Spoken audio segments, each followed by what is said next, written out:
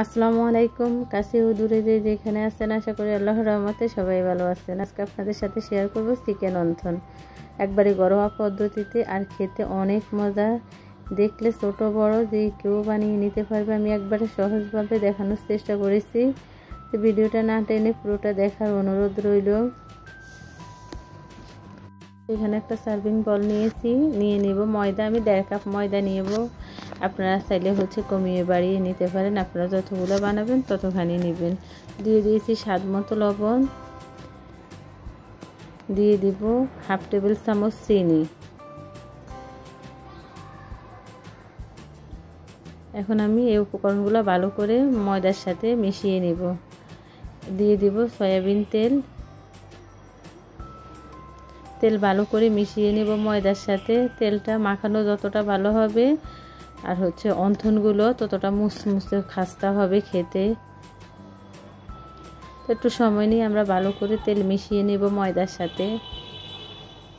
এখন আমি এখানে একটা ডিম ফেটিয়ে নিয়েছি, অল্প অল্প করে দিয়ে দিব আর ময়দার সাথে মাখিয়ে নিব। ভালো করে মাখিয়ে নিতে হবে ডিম ময়দার সাথে। তো এখন আমি অল্প অল্প করে পানি দিয়ে কাই তৈরি করে নিব। কাই একবারে শক্ত না আবার নরমও না হবে না। আমরা নর্মালি যেমন রুটির জন্য কাই তৈরি করি তেমনই হবে। তো আমি কাই তৈরি করে নিব সুন্দর করে। তো আমার কাই তৈরি করা হয়ে গেছে। এখন আমি আধা ঘন্টার জন্য ঢেকে রেখে দিব।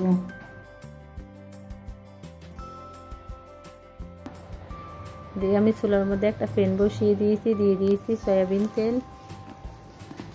এখানে আমি ব্রয়লার মুরগির বুকের মাংস কিমা করে নিয়েছি, ওগুলা আমি রান্না করে নিব। আর আপনারা কিমাটা চাইলে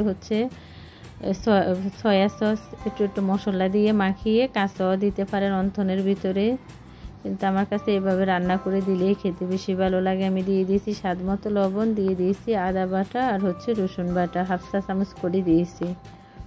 দিয়ে দিয়েছি গোলমরিচ গুঁড়া,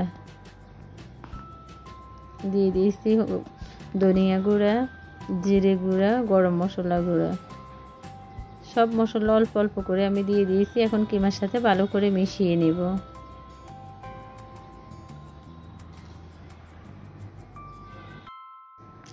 মশলাগুলো সব ভালো করে কিমার সাথে মিশিয়ে নিয়েছি। দিয়ে দিয়েছি 2 টেবিল চামচ পানি। এখন আমি ঢাকনা দিয়ে রেখে দেব। পানি এখানে বেশি দিতে হবে না।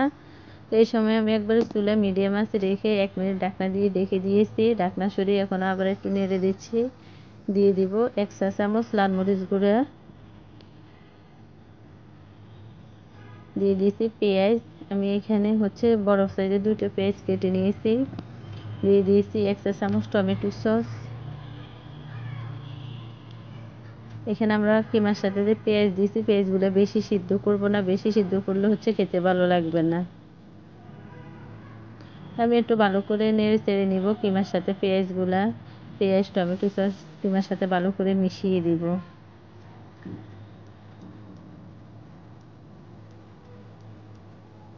এখানে আমি 1 চা চামচ গুঁড়া দুধ আর 1 চা চামচ ময়দা পানির সাথে মিশিয়ে নিয়েছি।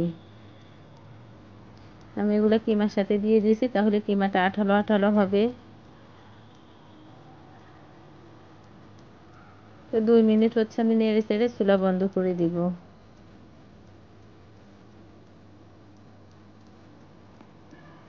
এক মিনিট ঢাকনা দিয়ে ঢেকে রেখেছি।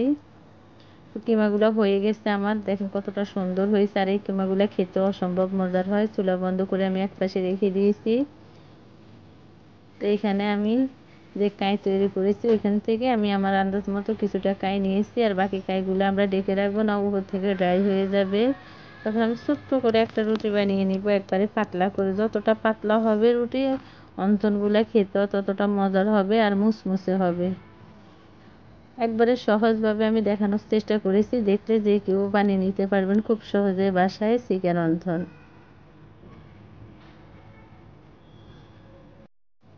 আমি একবারে পাতলা করে রুটি বেলে নিব। আমরা রুটিটা যত পাতলা করব অন্থন খেতেও ততটা মজার হবে, মুসমুসে হবে। তো আমি একবারে পাতলা করে একটা রুটি বেলে নিয়েছি।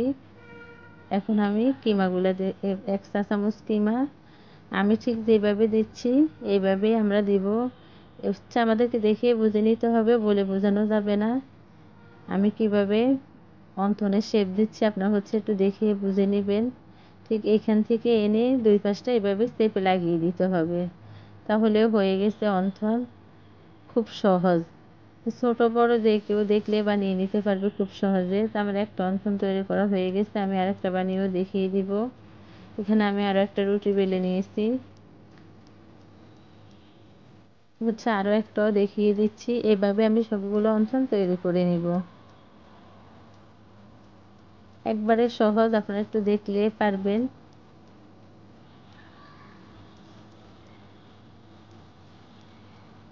আমি একইভাবে সবগুলো তৈরি করে নিব। চুলার মধ্যে একটা প্যান বসিয়ে আমি আগে থেকে তেল গরম দিয়ে রেখেছি।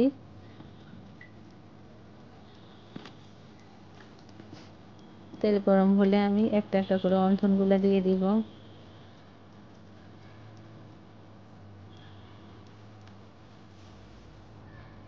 একবারে হাই হিটে দিয়ে আমরা অন্থনগুলো ভাজবো না, তাহলে পুড়ে যাবে।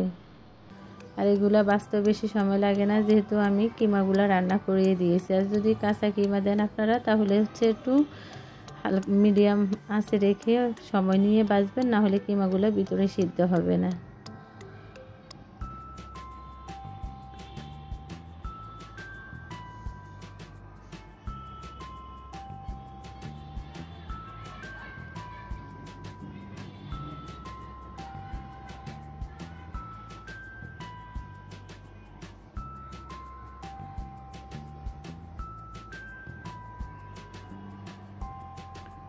আমার এই অন্তনের রেসিপি যদি ভালো লেগে থাকে, প্লিজ আমার চ্যানেলটি সাবস্ক্রাইব করবেন, লাইক দিবেন, শেয়ার করবেন। আমি সবগুলো অন্থন একইভাবে বেজে নিব। আমি সবগুলো বেজে নিয়েছি, দেখেন কতটা সুন্দর হয়েছে। আর খেতে এগুলো অসম্ভব মজা হয়, একবারে কুড়মুড়ে।